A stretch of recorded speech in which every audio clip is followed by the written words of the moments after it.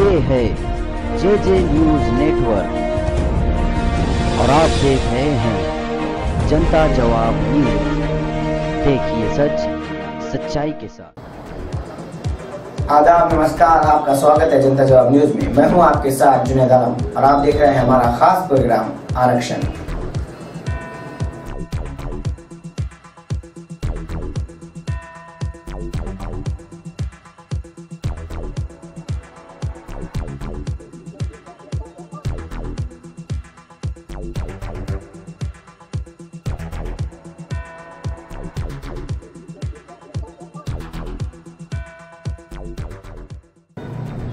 अक्टूबर को हाफिज नदीम सिद्दीकी की क़यादत में जमीयतुल उलमा का महाराष्ट्र भर के अलग अलग शहरों में धरना प्रदर्शन।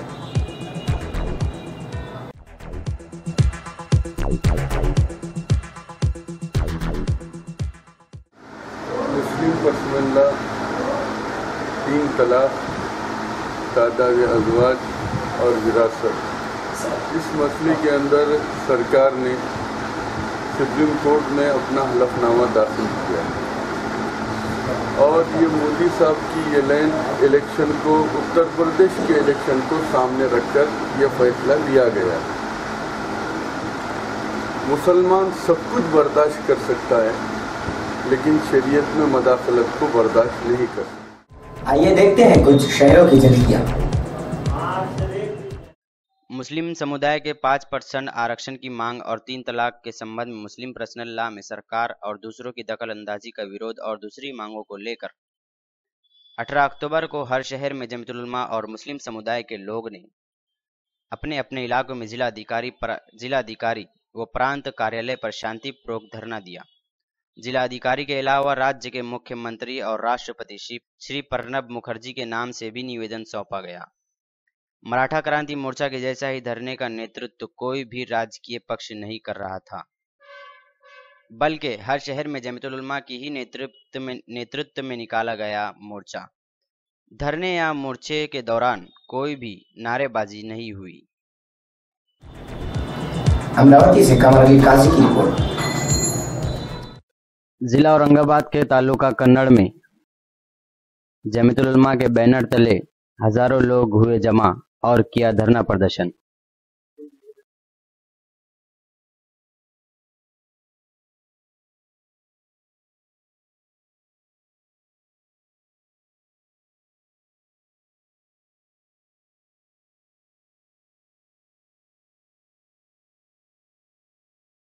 कन्नड़ से फिरोज खान और इस्माइल शेख की रिपोर्ट।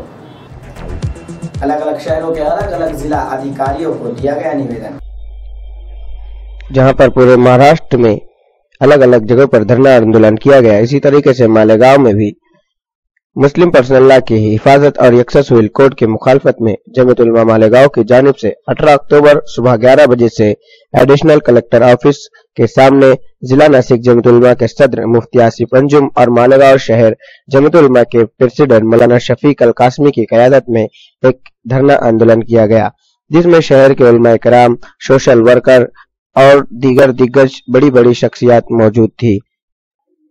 इसी के साथ शहर के MLA Asif Shaikh, reservation core committee के जिम्मेदार मुस्तकिम डिग्नेटी, मौलाना अय्यूब कासमी, मौलाना हमीद जमाली, शेख रियाज, गाजी अमानुल्लाह, जमील इशाती, कारी अखलाक जमाली, एडवोकेट निहाल अंसारी, मौलाना जाहिद नदवी, हारून आशिक अली और दीगर बड़ी बड़ी दिग्गज शख्सियत मौजूद थी। इसी तरीके से पूरे महाराष्ट्र में जमीयतुल उलमा महाराष्ट्र की जानिब से 18 अक्टूबर को कलेक्टर, एडिशनल कलेक्टर, प्रांत और तहसीलदारों की ऑफिस पर धरना प्रदर्शन करते हुए सरकार तक अपनी बात पहुंचाने की कोशिश की गई। जमीयतुल उलमा का कहना है कि महाराष्ट्र भर के अलग अलग शहरों में लाखों लोगों ने दिया धरना। उसकी मुखालिफत के अंदर हम लोग धरना दे रहे हैं और हमारी हुकूमत से ये मांग है कि 5% हमको रिजर्वेशन के लिए जो वादा किया गया था और जो हुक्म जारी भी कर दिया गया था और फिलहाल सिर्फ तालीम के ऊपर वो बाकी रखा गया, सरकारी नौकरियों के अंदर से वो रिजर्वेशन ख़त्म कर दिया गया। हमारी हुकूमत से ये मांग है कि जब हम मुल्क को तरक्की देना चाहते हैं और सबका साथ और सबका विकास का हमारा नारा है, तो हमें भी इसके अंदर पूरा हक मिलना चाहिए और सरकारी नौकरियों के अंदर मुसलमानों को भी 5% रिजर्वेशन कम से कम मिलना चाहिए जब मुल्क को सही तरक्की मिलेगी। और मुस्लिम पर्सनल लॉ बोर्ड के अंदर जो दखल अंदाजी की कोशिशें की जा रही हैं, ये मुसलमान कभी भी बर्दाश्त नहीं कर सकता। मुस्लिम पर्सनल लॉ किसी का, दुनिया के आदमी का बनाया हुआ कानून नहीं है, ये अल्लाह का और हज़रत मोहम्मद सल्लल्लाहु अलैहि वसल्लम का बनाया हुआ कानून है। मुसलमान सब चीज़ें बर्दाश्त कर सकते हैं, लेकिन पर्सनल लॉ के अंदर दखल अंदाजी कोई भी बर्दाश्त नहीं कर सकता। इसलिए हमारी हुकूमत से ये मांग रहेगी कि 5% आरक्षण हमें जल्द से जल्द बहाल कराए ताकि मुल्क की और ज़्यादा तरक्की हो, हर समाज को उसका पूरा हक मिले और मुस्लिम पर्सनल लॉ बोर्ड के अंदर कोई भी दखल अंदाजी करने की ज़र्रा बराबर भी साजिश और कोशिश हरगिज़ न करे।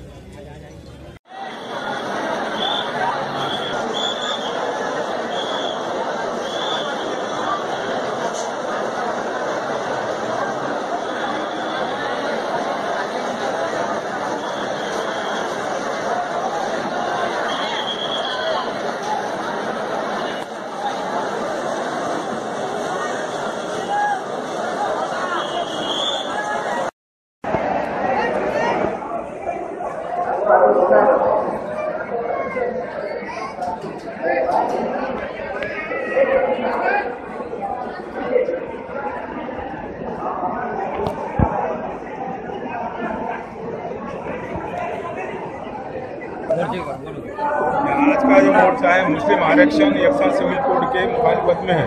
गवर्नमेंट ये चाहती है मुसलमानों का जो रिजर्वेशन 60 सालों से पेंडिंग में है, ये हमारी पूरे नौजवानों की तदादी बात का सबूत और खास तौर से जमीयत महाराष्ट्र इसलिए सब एक जगह हुए हैं कि हम अपना हक मनवाएंगे। और यकसा अपने मुस्लिम रिजर्वेशन हमारे लिए भीख का मामला नहीं, हमारा हक है, हमें वो न्याय हक मिलना चाहिए, इसलिए ज़्यादा तादाद में और खामोश मोर्चा निकाल रहे हैं। 18 अक्टूबर 2016 का आज का ये मुस्लिम आरक्षण मोर्चा मुख्य मोर्चा है और इसके अंदर में हमारा मुद्दा ये है कि हुकूमत हिंद से सबसे पहला मुतालबा तो ये है कि कानून शरीयत और मुस्लिम पर्सनल लॉ में बेजा मुदाखलत को बंद किया जाए। मजहबी आज़ादी मुकम्मल आईने हिंद के मुताबिक इस मुल्क में रहने वाले हर व्यक्ति को, हर देशवासी को मिली है, उसकी मजहब की आज़ादी उसको मिलनी चाहिए। और मुस्लिम आरक्षण महाराष्ट्र के मुसलमानों का हक है। मुस्लिम आरक्षण को 5% बहाल किया जाए और उसका स्टे ख़त्म किया जाए। मुस्लिम समाजाला भारत देशातील सर्व नागरिकांची आज जर स्थिती बघितली तर मुस्लिम समाज हा सगळ्यात मागासलेला आहे। मुस्लिम समाजाला आरक्षण मिळणं ही काळाची गरज आहे। देशाला विकसित करायचं असेल तर मुस्लिम समाजाला मागं सोडता येणार नाही। मुस्लिम समाजाला सोबत घेऊनच देशाचा विकास होईल। सबका साथ सबका विकास ही जी बोगस घोषणा मोदीजींनी केलेली आहे ती घोषणा बोगस आहे आणि मुस्लिम समाजाला जोपर्यंत आरक्षण देणार नाही तोपर्यंत हा लढा चालू राहील। मुस्लिम समाज आज पेटून उठलेला आहे आणि मुस्लिम समाज आज जागरूक झालेला आहे। मुस्लिम समाजाकरिता शासनाने त्वरित लक्ष द्यावे अशी आमची ही मागणी आहे। तसेच आमच्या धर्मामधील शरीयतचा जो काही त्यांनी पायंडा उचललेला आहे तो त्यांनी रद्द करावा। समान नागरिक कायदा हा मुस्लिम धर्मियाला धर्मांतर्गत छेडछाड करणे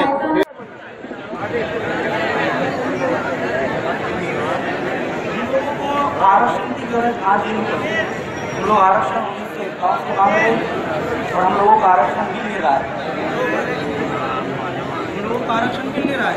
इससे पहले जो हुकूमत थी उसने वादा किया था कि 5% आरक्षण हमको दे पाएंगे, लेकिन हुकूमत के बदलने के बाद शादी का जो मौजूदा जो हुकूमत है ये आई है, इसने हम लोगों को आरक्षण से महरूम कर दिया और आरक्षण मिलना चाहिए कि आरक्षण अगर मिले ना हमारे बच्चे अच्छे से अच्छे तालीम हासिल कर सकेंगे, हमारे बच्चे किसी कुछ नौकरियाँ कर सकेंगे। आरक्षण नहीं होने की बिना पर हमारे बच्चे डिग्रियाँ लेकर दरबदर भटक रहे हैं, दरबदर फिर रहे हैं। इसलिए आरक्षण मिलने के बाद हमारे बच्चे आला तालीम हासिल करेंगे और ऊँचे ओहदों पर रहकर नौकरी करेंगे। और इसी के साथ साथ आरक्षण मिलने के बाद में हमारे अंदर जो बेरोजगारी है वो खत्म हो जाएगी और जो तंगदस्ती में पूरी है वो खत्म हो जाएगी। इसलिए हम लोगों ने 1951 से जंग को छेड़ा है, हम आरक्षण मांग रहे हैं। और सच्चर कमेटी भी ये कहती है कि मुस्लिम समाज आरक्षण का हकदार है। और रंगनाथ मिश्रा कमेटी का पहला भी था मुस्लिम समाज आरक्षण का हकदार है। डॉक्टर महमूद रहमान कमेटी का भी ये कहना था कि मुस्लिम समाज आरक्षण का हकदार है। इतनी सारी कमेटियों के कहने के बाद भी हम लोगों को आरक्षण से रोक दिया गया है, इसलिए आज हम लोगों ने ये मुक्त मोर्चा और धरना आंदोलन का कदम उठाया है।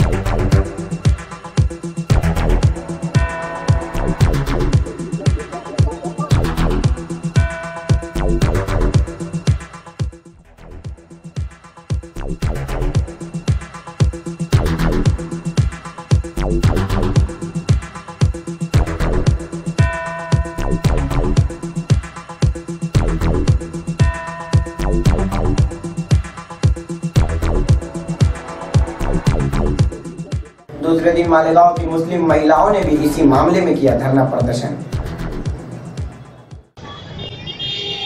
आज का धरना किस ताल्लुक से दिया जा रहा है, इसकी आप मुख्तसर तफसील बता सकते हैं? मालेगांव शहर हमेशा से बेदार रहा है, चाहे वो बाबरी मस्जिद का सवाल हो, चाहे फ़लस्तीन का सवाल हो। हमेशा हमारे लीडर साथी निहाल अहमदी हिंदुस्तान और दुनिया के बाहर अगर किसी भी जमात अक़लियत पर जुल्म होता है तो आवाज़ उठाने का काम हिंदुस्तान में सबसे पहले मालेगांव शहर में होता है। और उसी रिवाज को हम कायम रखते हुए हमने ये महसूस किया कि मीडिया और टेलीविज़न, अखबार इस तरह की अफवाह फैला रहे हैं कि मुसलमान ख़वातीन जो हैं वो यकसा सिविल कोड के हिमायत में है। ये साबित करने के लिए कि हम मालेगांव की आवाम मुस्लिम ख़वातीन एहतजाज करती है यकसा सिविल कोड के और हमेशा एहतजाज करती रहेगी। हमारा ये मानना है कि कुरान शरीफ, हदीस और सुन्नत पर मबनी हमारा शरीयत कानून, उसमें कोई भी नुक्ते बराबर भी फर्क, चेंज हम बर्दाश्त नहीं करेंगे। इसलिए हमने अलामती धरना आज यहाँ रखा है और हम आगे अपनी कार्रवाई करते रहेंगे और इस धरने का और इस मुस्लिम पर्सनल लॉ बचाओ कमेटी के फैसले पर हम काम करेंगे और हम मुस्लिम personal law board Wali Rahmani साहब को हर तरह का ताउन करेंगे। और ये हमारा धरना अभी अलामती था, आगे जाके ये हो सकता है कि मुश्तइल भी हो जाए अगर हमारी मांग नहीं पूरी हुई। हम हर दर्जा जाकर हमारी मांग मनवाने की कोशिश करेंगे। मालेगांव के मुस्लिम महिलाओं के धरना प्रदर्शन में शान हिंद ने कहा कि हम मुस्लिम पर्सनल लॉ में ज्यादा महफूज हैं। इस धरने का मकसद यही था कि मुस्लिम पर्सनल लॉ में इंटरफेयर, मुदाखलत बिल्कुल बर्दाश्त नहीं किया जाएगा। जहां पर जिला अधिकारियों के जरिए महाराष्ट्र के मुख्यमंत्री देवेंद्र फडणवीस को दिया गया मेमोरेंडम, उसी के साथ साथ मुल्क के राष्ट्रपति प्रणब मुखर्जी को भी सौंपा गया निवेदन। जनता जवाब न्यूज की टीम ने महाराष्ट्र जमीयत उलमा के प्रेसिडेंट नदीम सिद्दीकी साहब से की खुसूसी मुलाकात। जिस तरह से पूरे हिंदुस्तान में 3 तलाक के मसले को गरमाया जा रहा है, कहीं पर कोई इस मामले को भड़काने का काम कर रहा है तो कोई इसे ठंडा करने का काम कर रहा है। जिस तरह से कुछ मुसलमान औरतों को लेकर कोई चेहरा कोर्ट गया तो सुप्रीम कोर्ट ने सरकार से 3 तलाक के मामले में राय मांगी। तो किस तरीके से उस मामले को रद्द करने के लिए जमीयत उलमा ने जो लॉ कमीशन का फॉर्म है उसका बायकाट का ऐलान किया। हर तरीके से लोग अपनी अपनी राय पेश कर रहे हैं, एक आम आदमी भी अपनी राय पेश कर रहा है और एक ख़ास आदमी भी। इसी सिलसिले के चलते हमारे साथ मौजूद है महाराष्ट्र जमीयत उलमा के सदर और एक मायानाज शख्स नदीम सिद्दीकी साहब हमारे साथ मौजूद हैं। हम उनसे बात करते हैं कि इस मामले में उनकी क्या राय है।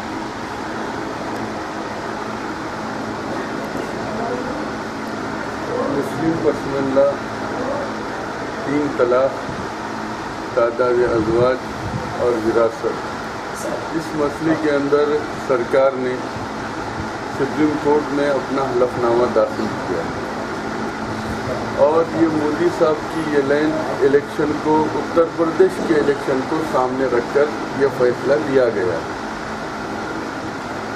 मुसलमान सब कुछ बर्दाश्त कर सकता है, लेकिन शरीयत में मदाखलत को बर्दाश्त नहीं कर सकता। वज़ीर आज़म ने जिस बात का ऐलान किए थे और ये कहा था कि मैं 125 करोड़ लोगों का वज़ीर आज़म हूँ और सबका साथ सबके विकास का नारा दिया था, लेकिन वज़ीर आज़म उसमें फेल हो गए। तो अब वो मुल्क के अंदर खाना जंगी चाहते हैं।